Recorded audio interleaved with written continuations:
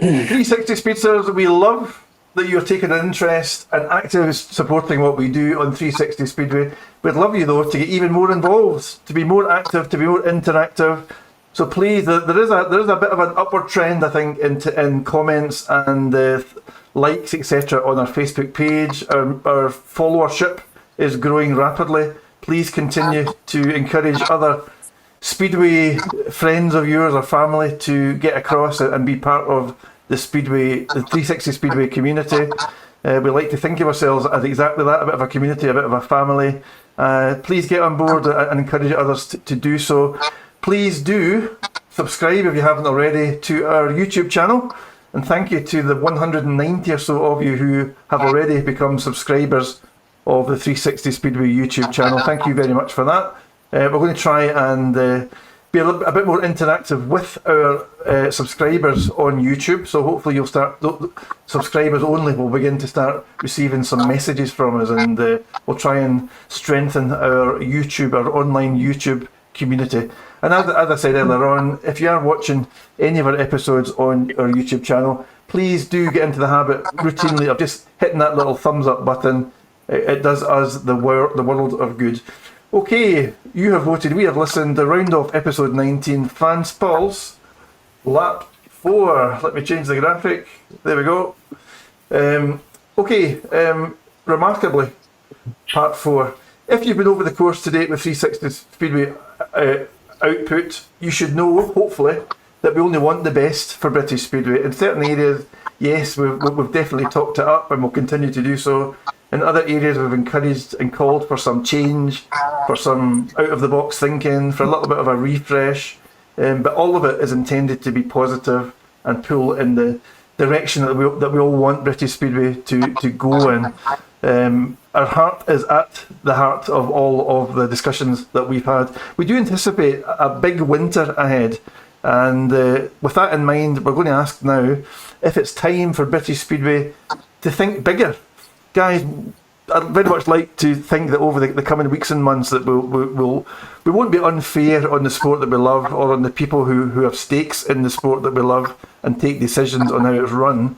But in fairness, we have on a number of episodes talked about trying to introduce some change, trying to refresh and strengthen the sense of value for money, and maybe even step up the overall entertainment value as well, and that's all that I'm really meaning by that.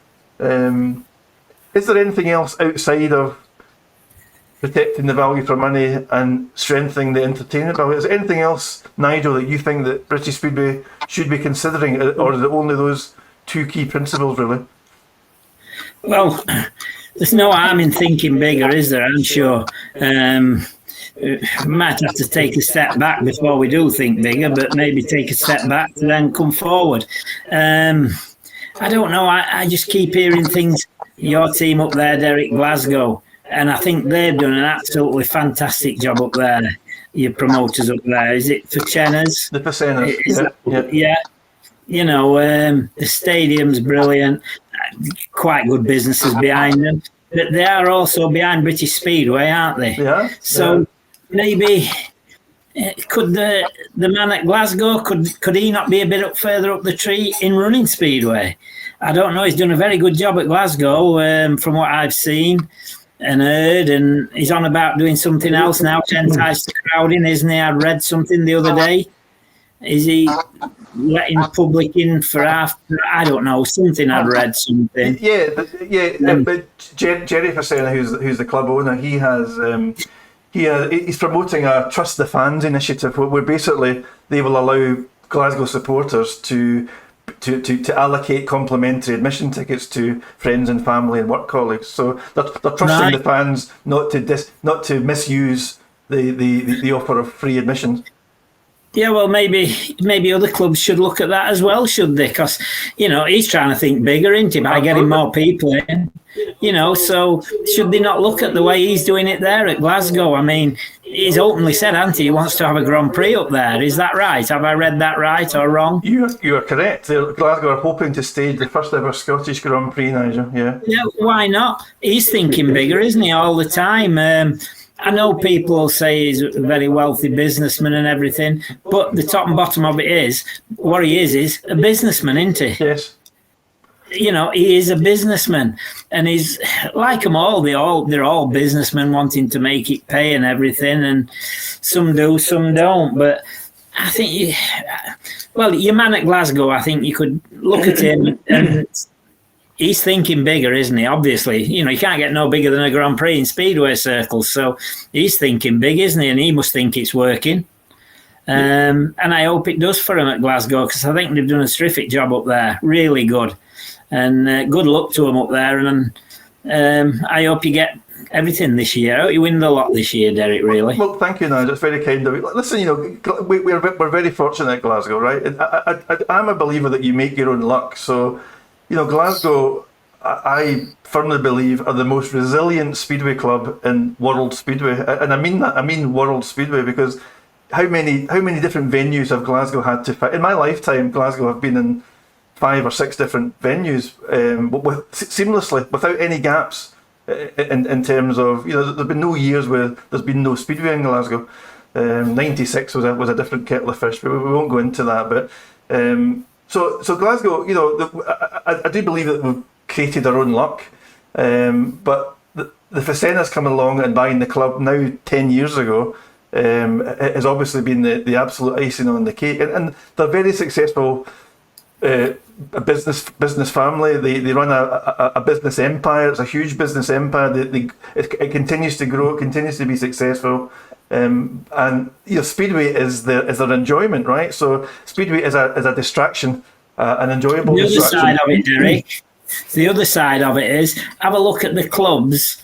You've got Glasgow own their own stadium, Scunthorpe own their own stadium, and I think Scunthorpe's okay, isn't it? When you put, I think, you know, by reading and bits what I pick up, you know, with his stock cars and everything else he has going on there, it gets plenty use and it's paying its way, and it must be all right. I think that's doing all right. Leicester, I don't know what's Leicester like. Does that do okay? Do they get good crowds? I don't know. You know, but it seems like the clubs that own their own stadiums seem to be progressing, if you like, a little bit. But having said that, Ipswich don't own their own stadium, but they seem to be doing very well out of it all, don't they? Yeah. But again, it's just maybe the people that's running it. I don't know. But Glasgow certainly is one for everybody to look to and aim. Listen, it's a delight to say it, but Glasgow's definitely a success story, and hopefully, as you were referring to earlier, Nigel, hopefully there's even more to come at Glasgow. And I don't just mean that in a self-interest Glasgow way. I mean, for the sake of the sport, hopefully Glasgow can help to propel the sport and elevate the sport. And that's what I mean, Stuart McDonald, when I'm talking about thinking bigger. You know, there's been too many. We talked about Birmingham. That's another club lost. Yes, there might be the prospects of a few clubs returning in the next handful of seasons. Hopefully that will prove to be the case. But the overall health state of British Speedway isn't great. It's certainly not what we would want it to be. But I do feel that rather than allow the sport to shrink and express an acceptance of the sport shrinking within the way that British Speedway operates and the way it sets itself up. And so one example being, point in case, in the Championship, there's far too few league fixtures in the Championship. Premiership do 2 home and 2 away. The Championship does 1 home and 1 away. That's a very short season in the Championship. And I personally would like to see 2 home and 2 away in the Championship if the Championship continues, of course. And that's what I mean. That's what I mean by thinking bigger. I'm talking about acting and talking the sport up and demonstrating positivity and confidence in the sport, because success breeds success. Success catches attention of the press and the media. And who wants to pay money to go along to any sport, to watch any sport where the whole setup is depressing? No one wants to. They want to go. You want to pay money to visit somewhere that's vibrant and exciting and enjoyable. That's what I want Speedway to be, Stuart McDonald. You're 100% correct, Derek. You know what Jerry Facena's doing by giving these, you know, free tickets out.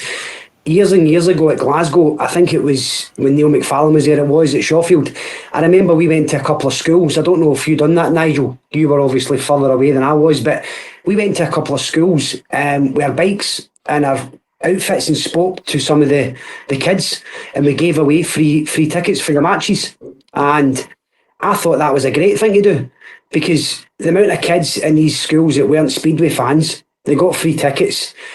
And you know what? They maybe seen a few of them go along to the meetings with the parents, and it's a wee hook because we don't do enough to promote it. I think when you look at the Kings of Speedway, which we all know is Poland, you know, the Speedway riders there, they've got an obligation to go and be, you know, public figures midweek when they're not racing. You know, if you actually look online, you'll see, I think it's Gorzo, and there's pictures of their riders in classrooms twice a week. In Poland, I think it is, that they go and speak to the kids and promote Speedway. And, you know, locally we've got Northwest Tonight, obviously you've got the Scottish television, you've got I think what's over in Yorkshire's Humberside, wherever you are, Nigel, but we don't promote, the local news doesn't promote Speedway enough. You know, when I turned 16, I was the youngest rider for 35 years to race Speedway at Edinburgh. And I was all over the paper, the evening news, even the Sunday Post, and the amount of exposure I got, my own local paper in East Kilbride put me on it, and the amount of people that went to the sport because of that, I'd see them at the Speedway.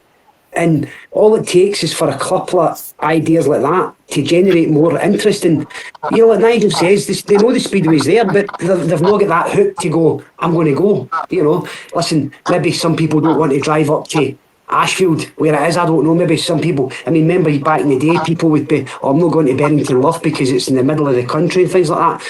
But we need to get out and about and promote the sport. Schools, you know, kids, get the kids into, you know, Sweden, Poland. Stuart, you just hit on something then, going to schools and everything. The problem is, and it happened at Stoke, that did as well, went to the schools, it's all been done. The trouble is, I think it dies out. I don't think you keep it going for long enough, do you? I don't think it did at Stoke. Yeah, it carried on for a month and went to a school or two, and then it just peters out, then we don't go anymore.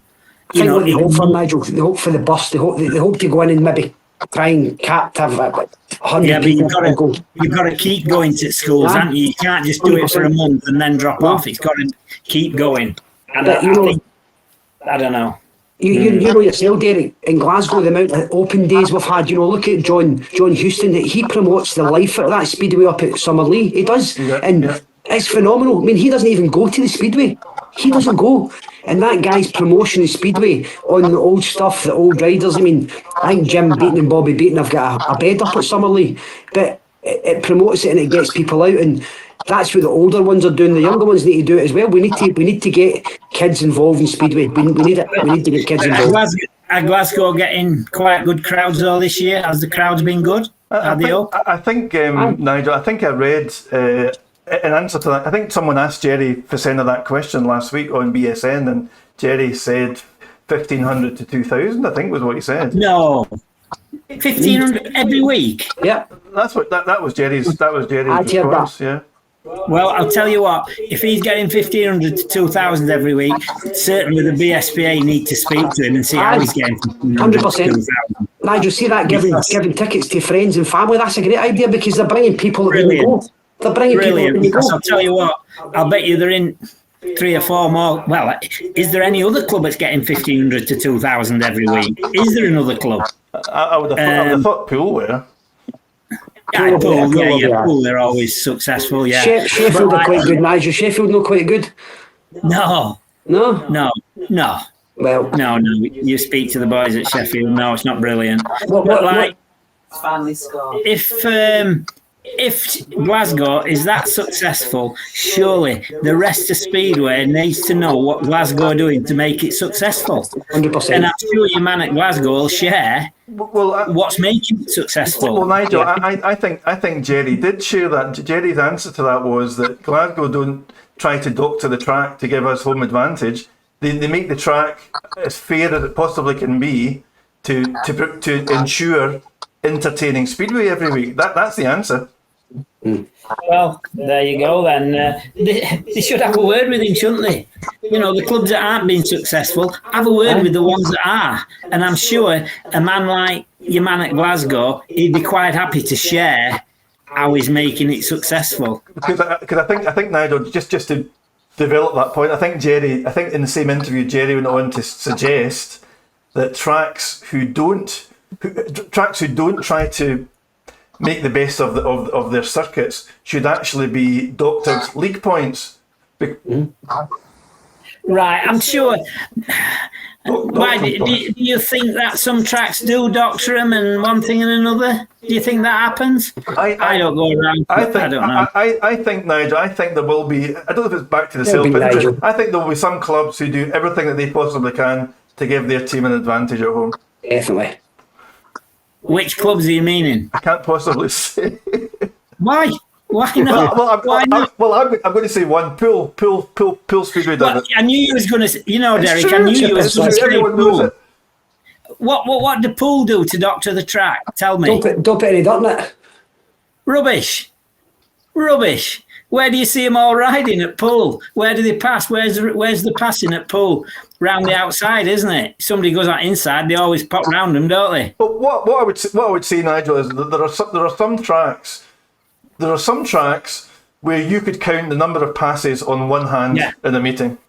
I agree with you on that one, Derek. I do agree with you on that one, yeah. But I think people, I keep reading I've seen a meeting or two at Pool, different clips from the year. There don't look to be a lot wrong with the Pool track. And as for this dirt fallacy, every track needs more dirt on.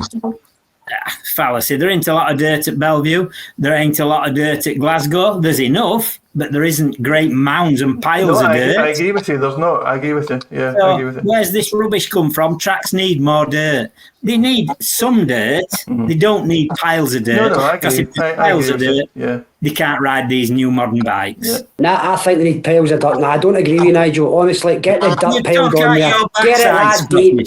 You talk out your backside. Listen. The Scots are big enough and hard enough to take the dirt. You should know that now. Especially. Well, there is none. There ain't none. Exactly. So there should be piles of it. Jimmy Beaton style. Get it dumped in the first bend. First bend. Into the first bend. Whoa, straight through the fence. There he goes. You do talk some drivel, you do it though. Listen, you used to love a Jimmy Beaton track. Where do you want the dirt, son? Right in the inside. Jesus. Yeah. I never thought of that one when I was over the fence talking to one of the supporters. I always remember going up to Glasgow when it was at Blantyre, the first Blantyre, and Jimmy had been out with the JCB when I went up with Newcastle. They reckon Jimmy had been out, and it was a ploughed field that night. But hey, you know. Robert, to bring you in on this, I think what we've been talking about in the last 5 minutes or so is the profile of the sport. Think bigger and help to grow the profile of the sport. The one thing that I would suggest I would like to see that we haven't seen so far is, at the moment, it's left to each club individually to promote themselves, and that should continue. Of course, it should, but I still think that there must be room for a sort of centrally organised, centrally orchestrated marketing campaign. So British Speedway should front it rather than each individual club. I still think British Speedway as a governing body could give the clubs a bit of a leg up and do some of the marketing for them.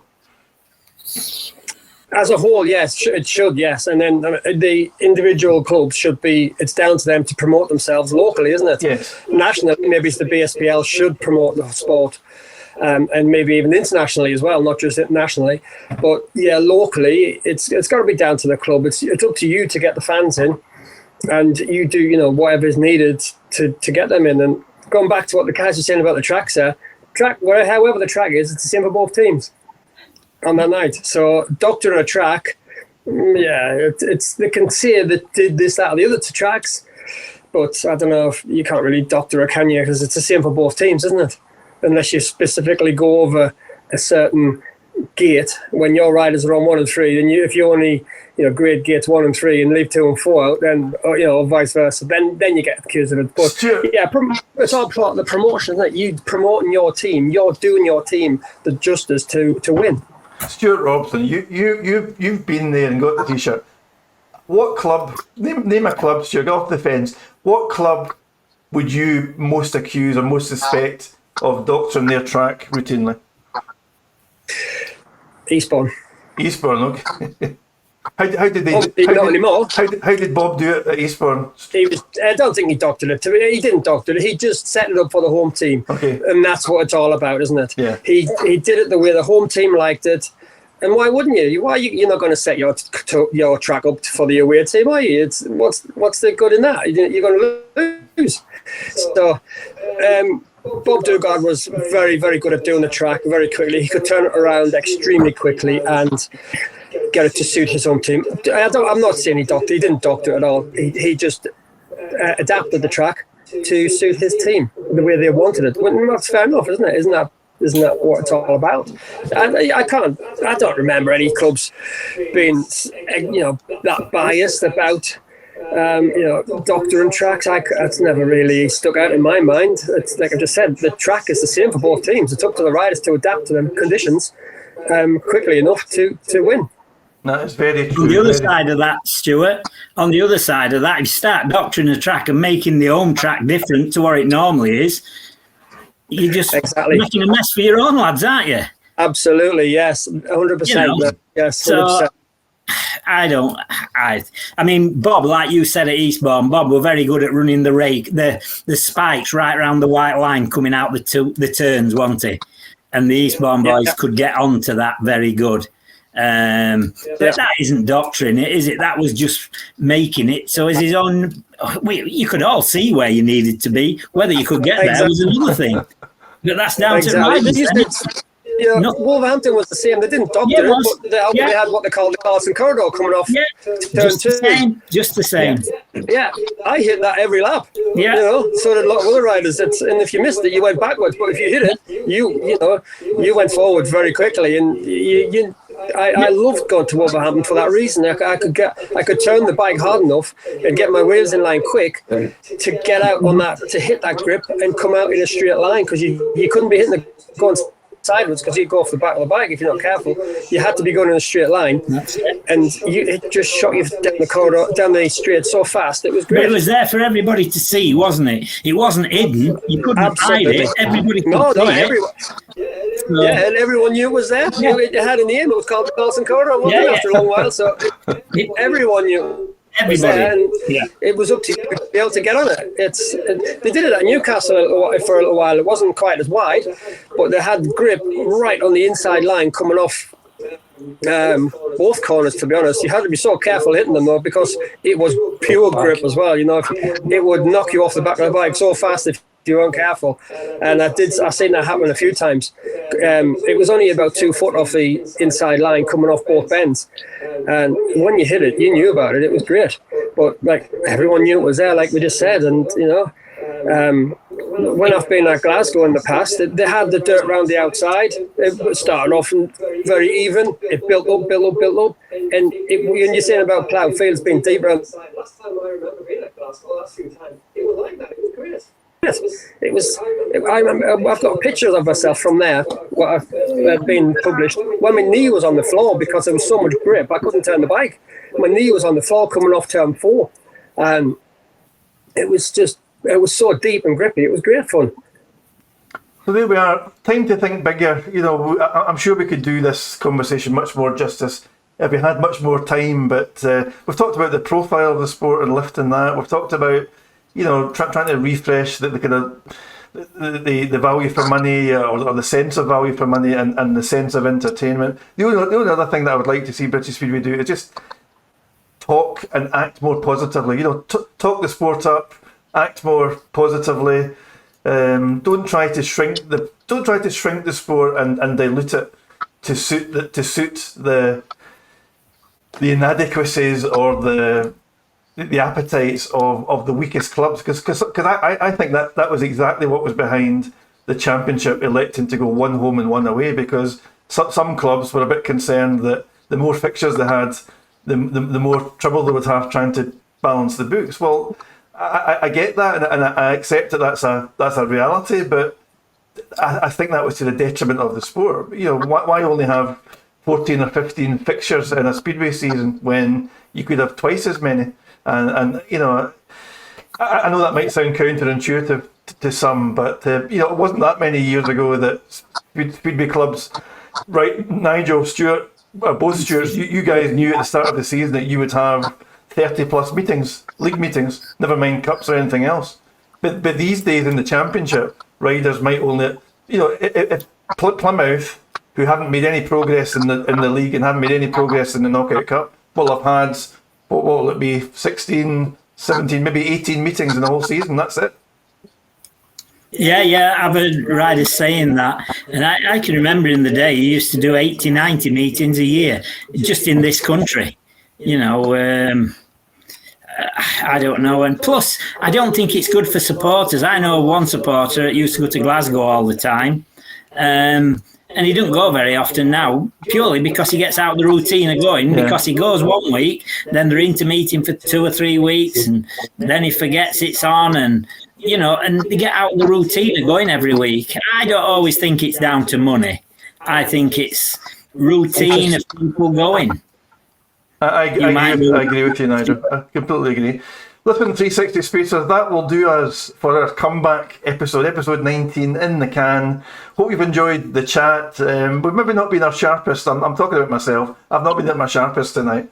Hopefully I'll be back on forum next week. I think I'm still jet lagged a little bit. That's my excuse anyway. But listen, please as ever, keep across our social media output. Please keep active and keep interactive with us. We would love to hear from you. We'd love you to submit questions or suggestions for future discussion topics. I'm going to call out our WhatsApp number, 0333 772 4046. Thank you to those of you who have been in touch in text forum. But remember too, you can send us a voice note through that WhatsApp number, and we'll play that out, I'm sure, on a future episode. For now, look after yourselves. Enjoy your weekend coming up. Get trackside if you can, if your team's still involved. And enjoy your speedway. Look after yourselves. See you next week. Good night. Good night. Good night.